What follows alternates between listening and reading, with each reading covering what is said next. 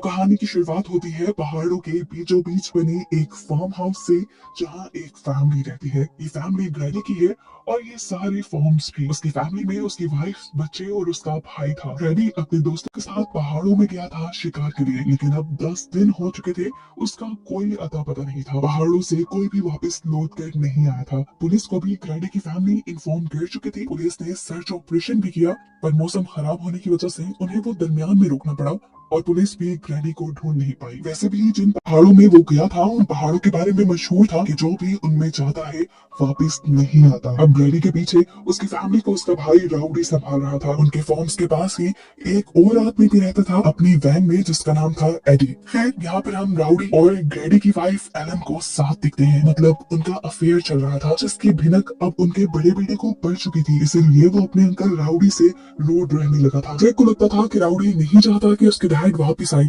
इसीलिए वो खुद उनकी तलाश का फैसला करता है। हालांकि राउडी खुद अपने भाई से बहुत प्यार करता था और उसे ही सबसे ज्यादा ग्रैडी की फिक्र थी। ड्रेक को अकेला जाता देखकर वो उसे जाने से मना कर देता है, उससे घोड़ा भी ले लेता है और खुद जाने का फैसला करता है अपने भाई को ढूंढने के लिए। हालांकि उसकी एक टांग खराब भी है और पहाड़ों पर चढ़ना उसके लिए काफी मुश्किल है। लेकिन मजेदार की बात कि इस सबकी जरूरत ही नहीं पड़ी, क्योंकि कुछ ही देर में हमने देखा कि ग्रैडी वापस आ चुका है। उसकी हालत इतनी ज्यादा बुरी थी कि दूर से तो ये लोग पहचान भी नहीं पाए ये ग्रैडी है। उससे चला नहीं जा रहा था, उसका मुंह भयानक लग रहा था। ये लोग उसे सहारा देते हुए लेके आते हैं तो वो बार बार गिरने लगता है, जिसका मतलब था कि वो बहुत ज्यादा वीक हो चुका है। ये लोग उसे उठाकर सहारा देते हुए जाकर उसके रूम में लेटा देते हैं। उन्होंने चेक करने के लिए डॉक्टर को बुलाया तो डॉक्टर ने बताया कि इससे ग्रैडी को बहुत ज्यादा कमजोरी हो चुकी है, लेकिन वो पहाड़ों से बचकर वापस आ गया है।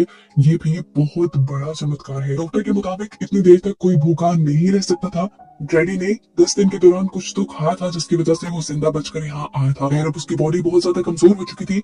उसे हर थोड़ी देर बाद पानी और खाना देते रहना था ताकि वो जल्दी रिकवर कर सके। खाने की बात करते ही ग्रेगी अजीब शक्ल से अपने बेटे को देखता है, यहाँ तक कि उसके इस अंदाज से उसका बेटा भी डर जाता है। थोड़ी देर बाद हम देखते हैं कि राउडी और ड्रेक के दरमियान में लड़ाई शुरू हो चुकी है, क्योंकि ड्रेक को लगता है अब उसके डैड वापस आ चुके हैं तो इन्हें राउडी की जरूरत थी। वो गुस्से में राउडी को पंच भी कर देता है और उससे वार्न करता है कि तुम मेरी मॉम से दूर रहना। जिस पर राउडी ने उसे कहा, तुम्हें अभी हकीकत नहीं पता, तो प्लीज तुम काम डाउन हो जाओ और जाकर अपनी मॉम की हेल्प करो। ड्रेक अंदर गया तो उसकी मॉम ग्रेडी के लिए खाना बना चुकी थी। ड्रेक खाना लेकर ऊपर चला जाता है और पीछे से एलन राउडी से कहती है, मुझे ग्रेडी ग्रेडी लग ही नहीं रहा। उसकी आंखों में देखो तो ऐसा लगता है जैसे कोई और आ गया है। अभी ये बात ही कर रहे थे कि इन्हें एक भयानक शोर सुनाई दिया, ऐसे जैसे बहुत सारी चीजें टूट गई हो। ऊपर जाकर इन्होंने देखा तो ड्रेक खाना गिरा चुका था। एलन ड्रेक के ऊपर बोलने लगी तो ड्रेक ने बताया, मेरी कोई गलती नहीं, खाना ग्रेडी ने खुद गिराया था। हालांकि अभी वो खुद ही भूख से चिल्ला रहा था। एलिना अब उसके चेक करने के लिए उसके करीब जाती है तो ग्रेडी अजीब क्रीपी तरीके से उसके जिस्म को लिक करता है और कहता है, टेस्ट तो अच्छा है, मतलब क्या इसे अब इंसानों का गोश्त खाना था? उसके मुंह से ये बात सुनते ही एलिना का डर से बुरा हाल हो गया और तभी हमें साइड पे एक पिक्चर दिखाई गई जिसमें ग्रैडी की सही हालत थी। खैर, रात हो जाती है, सब लोग सोने के लिए चले जाते हैं। आधी रात में इन सबको घोड़े के चिल्लाने की और किसी की बुरी तरह गुर्राने की आवाज आती है। राउडी ने बाहर जाकर देखा तो किसी ने उसके घोड़े के ऊपर हमला कर दिया था और उसे बहुत ज्यादा जख्मी किया हुआ था। ये कह ले कि उस घोड़े को चीर डाला था। उसने आसपास देखा, वहाँ कोई जानवर, कोई इंसान नहीं था, लेकिन पीछे जूम करके हमें दिखाया गया कि ग्रेडी उस घोड़े को अजीब नजरों से देख रहा है और क्रीपी स्माइल भी दे रहा है। ये सारा शोर सुनकर इनका नेबर एडी भी यहाँ आ चुका था। राउडी को लगा कि ये सारा किसी जंगली जानवर का काम है, लेकिन एडी असल मामला समझ चुका है। उसे लग रहा है कि ये सब किया है ग्रेडी ने। सुबह होते ही वो ग्रैडी से मिलने के लिए जाता है और अपनी जेब से एक चाकू निकाल लेता है और साथ ही अपनी स्टोरी भी सुनाने लगता है बचपन की, जब उसके अंकल उन पहाड़ों से बिल्कुल ग्रैडी की तरह जिंदा बचकर वापस आए थे। ग्रैडी की तरह ही वो भी बहुत ज्यादा वीक होकर आया था और आते साथ ही उसने आईडी की पूरी फैमिली को खत्म कर दिया था। उसकी इस हरकत की वजह से पुलिस वालों ने उसे गोली मारकर खत्म कर दिया था, नहीं तो वो बाकी लोगों को भी मार देता। ग्रैडी को बताता है, मैं जानता हूँ तुम्हारे अंदर भी ऐसी ही कोई पावर आ चुकी है जो मेरे अंकल के अंदर आ गई थी। वो तुम्हें अंदर से खा रही है, खोखला कर रही है। अगर तुम उसे अंदर से निकाल दो तो तुम ठीक हो जाओगे। उसकी ये बातें सुनकर ग्रैडी किसी भूत की तरह एकदम से सीधा हुआ और चीखते हुए बोला, वो ये सारे काम पहले ही कर चुकी है, वो मेरी बॉडी पे कब्जा कर चुकी है, उसने मेरी बॉडी खोखली बना दी है। एडी अब उसे मारने की सोचता है और ग्रैडी उसकी सोच पढ़ लेता है और उससे कहता है जो सोच रहे हो वो करना भी मारो कि तुम एक बुढ़े इंसान हो, तुम्हारे पीछे कोई स्ट्रेंथ नहीं और मैं एक अच्छा फार्मर हूँ। अगर तुमने मुझे मार दिया तो तुम पूरी जिंदगी जेल की चक्की पीसते रहोगे। ये कहते ही वो लेट गया और एडी वहां से चला गया। एडी डर चुका था, वो अब खतरे के बारे में सबको बताना चाहता था, इसलिए वो राउडी के पास गया और उसने सारी बातें राउडी को बताना शुरू की कि असल में जो ग्रैडी उन्हें नजर आ रहा था वो अब ग्रैडी था ही नहीं। यहाँ पर ग्रैडी की बॉडी तो थी लेकिन उसके अंदर ग्रैडी की सोल नहीं थी। ग्रैडी के अंदर घुस चुकी थी वेंडिको की सोल।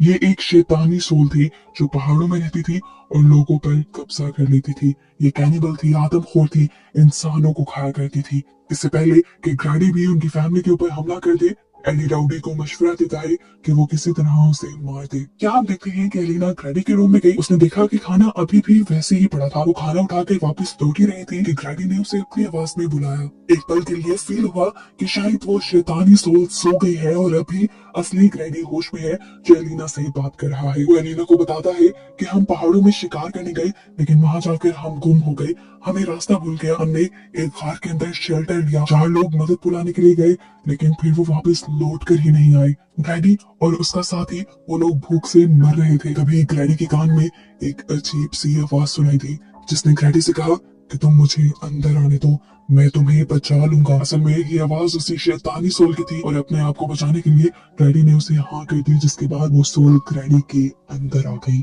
उस सोल के अंदर आते ही ग्रैडी ने अजीब काम करना शुरू कर दिया। इसने एलिना को बताया कि उस सोल ने मेरे से मेरे ही दोस्त को मरवा दिया और फिर मैंने उसे मार कर खा लिया। ग्रैडी एलिना को वार्न भी कहता है कि मेरे अंदर जो सोल है, जो शैतानी आत्मा है, वो अभी और शिकार करना चाहती है। उसने अभी ये सब बताया ही कि एलिना डर गई और यहाँ से बाहर जाने लगी, लेकिन 1 सेकंड गुजरने से पहले ही ग्रैडी उसके सामने आकर खड़ा हो गया। ग्रैडी ने अब उसे गले से पकड़ लिया और उसके मुंह से अब थूक निकल रहा था जैसे वो एलिना को खाने के लिए तैयार हो।